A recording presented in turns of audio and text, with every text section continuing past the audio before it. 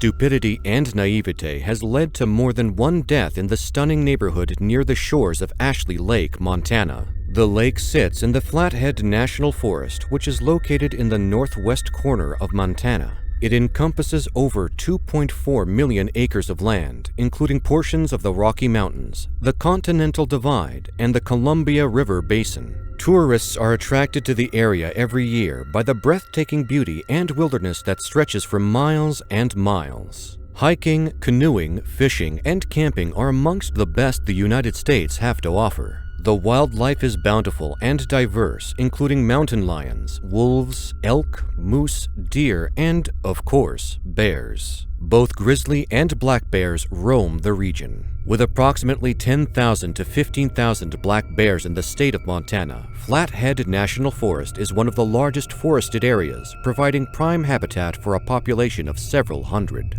An elderly woman by the name of Barbara Paschke loved the bears, but her love for them led to her untimely death and recklessly put others at risk, least of all the bears themselves. A few months prior to Barbara's death, another local man, law enforcement officer Brad Treat, had been fatally mauled when his bike collided with a bear in the national forest. He was pronounced dead at the scene. Most fatal bear attacks have been a result of the bears protecting their young or a fresh kill. They have been taken by surprise, especially in the case of Brad's cycling incident. But Barbara's story is different. The 85-year-old was accustomed to seeing bears around her property. Against the law and against the advice of others, she encouraged the bears by feeding them. She deliberately left out birdseed and grain to entice the bears into her garden. She loved watching them from the safety of her home. Their impressive size, their inquisitive nature. But word got out that Barbara was illegally feeding them, and in 2012, she was cited. Being threatened with the law didn't stop her behavior though, and Barbara continued to feed them. In some states, the risk to human lives is considered so great that the general public are not allowed to fill bird feeders on their properties during the summer months when the bears are active.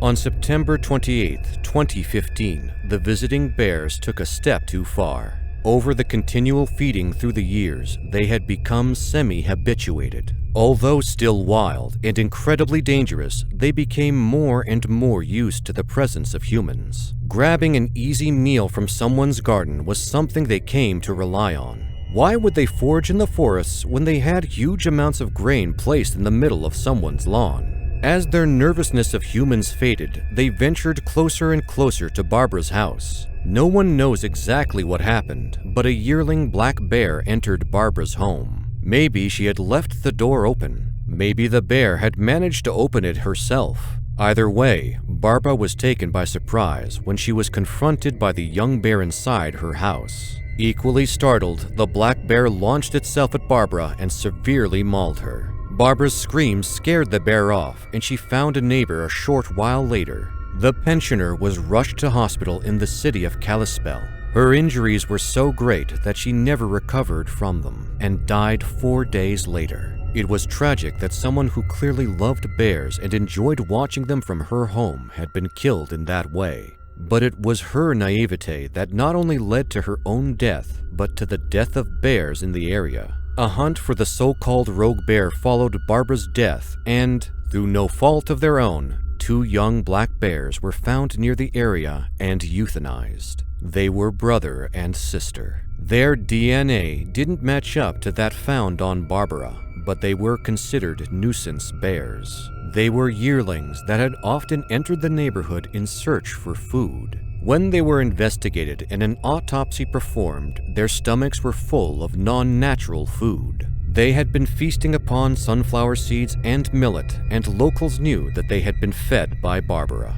The pair of bears couldn't have been relocated elsewhere because they had become habituated and would likely continue to seek food near humans. State officials suspected that Barbara wasn't the only one in the area who was feeding the bears. They went door to door, warning residents of the dangers of feeding bears, but they weren't able to locate the other culprit. After an extended search for the bear that killed Barbara in her home, it ended a few weeks later. The DNA found on the pensioner revealed that it had been a female yearling bear. It was a sibling of the 2 that had been put down. Bear traps and cameras in the area revealed no further bear activity since the death of Barbara and the 2 young bears, so the hunt was called off.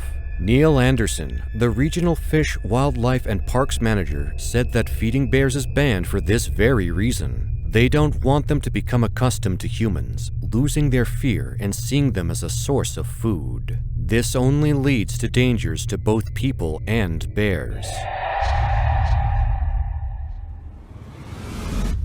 DeBary is a city situated near Lake Monroe in Florida. The city is known for its beautiful parks and natural scenery, including the Gemini Springs Park and the DeBary Hall Historic Site.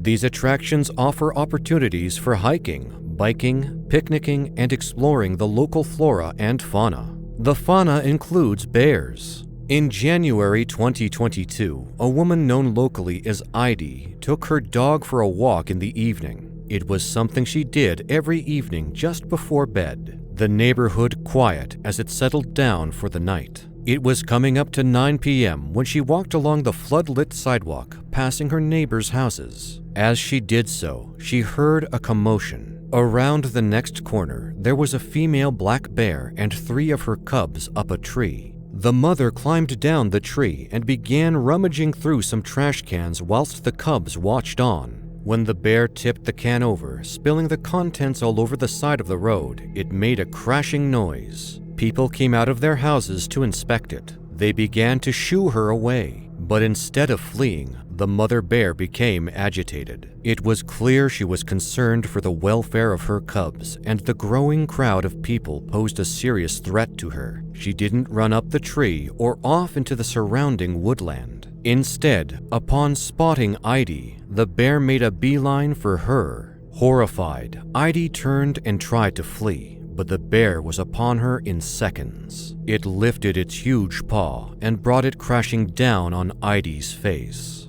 A single claw cut into her skin, and she let go of her dog's leash and ran away. As she did so, she glanced over her shoulder. The bear was still following her. It was chasing her down the street, its powerful paws pounding the sidewalk. Heidi ran up to her neighbor's door and hammered on it. She shouted for them to let her in, frantic and terrified that the bear was going to attack her again. When she made it inside to safety, the bear stopped and ambled back towards the tree where she had left her cubs. Heidi's face had been slashed by the bear. A deep cut ran from her left temple down to her cheek. She had been lucky that the bear hadn't launched a full-scale attack. She had been lucky that her neighbors were in and opened the door in time. But she was more concerned about the safety of her dog. When things had calmed down a bit, the local community scared the bear and her 3 cubs away. The family of bears ran off into the surrounding woodland. They had been enticed to the area by the smell of human food and easy picking from the trash cans. Their curiosity had got the better of them, and their presence was not welcome. Residents called in the authorities as soon as Heidi had been attacked. The Florida Fish and Wildlife Conservation Commission and the Volusia Country Sheriff's Office responded to the call and arrived on the scene. They searched for the bears in the nearby forest. They found them all huddled up a tree not far from the neighborhood.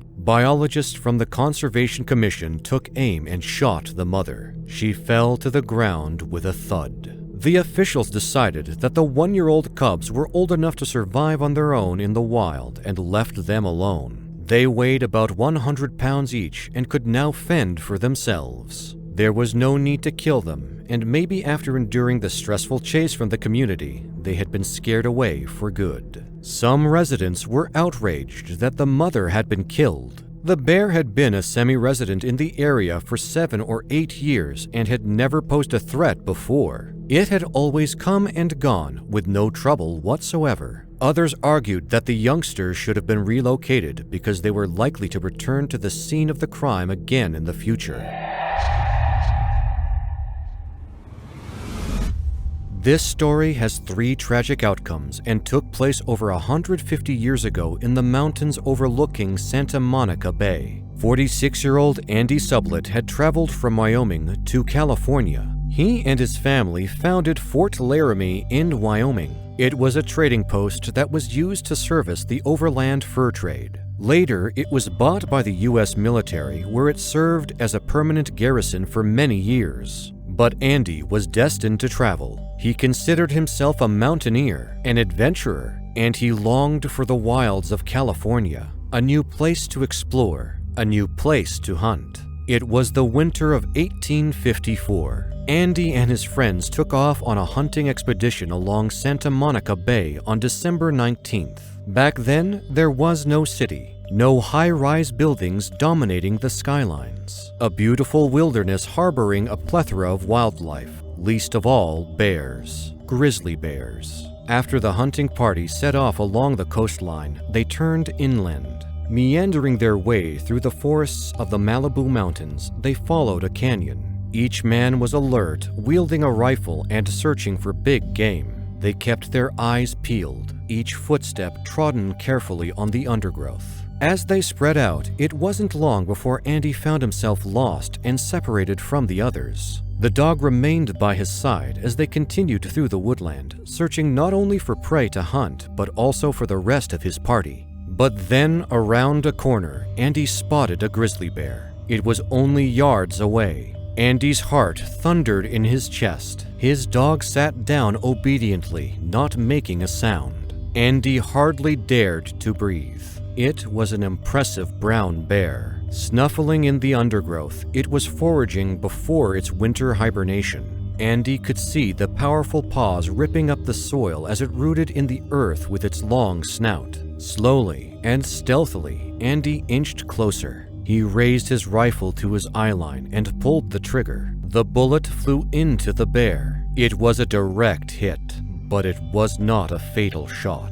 Hitting only muscle, the shot enraged the bear, and it came thundering towards Andy and his dog. With no time to reload his gun, Andy whipped out his hunting knife just as the bear launched itself at him. The heavy beast with its brown shaggy fur, its razor-sharp claws and powerful bite mauled Andy over and over. With every bite to his head and body, Andy reciprocated with a stab wound to the bear's torso. Andy's dog dived in on the action. As Andy was throwing the knife into one flank, his dog attacked the other. They tussled and tumbled around on the ground for what seemed an eternity, until eventually the bear succumbed to multiple stab wounds and fearsome bites from the dog. It grew weak. Blood poured from the open cuts. It had been ravaged by man and dog, the initial bullet still embedded in its flesh. It let go of Andy and stumbled a few feet away, where it collapsed on the ground. It let out a few heavy, labored breaths and was still. Andy gasped for air. Exhausted and severely mangled, he lost consciousness. His dog remained by his side, licking his master's wounds and lapping his own. The hunting party had continued on without them. They had walked many miles further along the canyon before realizing that Andy was not with them. They wouldn't have been able to hear the man's cries for help or the dog barking as the attack unfolded. The following day, upon retracting their footsteps, they came across Andy and his dog. They were both lying silently on the ground, with a huge slain grizzly bear just feet away.